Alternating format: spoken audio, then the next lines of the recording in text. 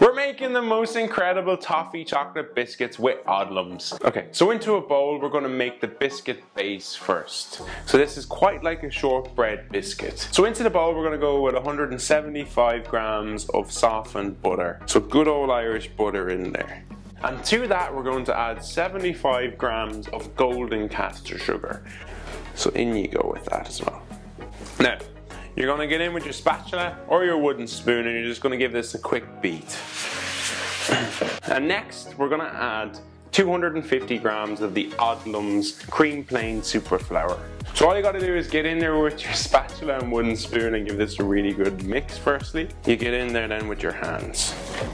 So just bring it all together like a nice biscuit dough. So we're just going to dust the surface with some of the Odlums super flour and get yourself then a rolling pin and roll it out. So we're just going to use a cookie cutter and just cut your biscuits.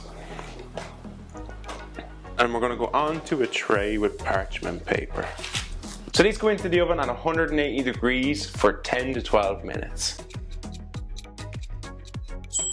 So once these are baked and cooled, we're just going to go on with a little bit of condensed milk caramel into the center of each one. So just like a dollop in there.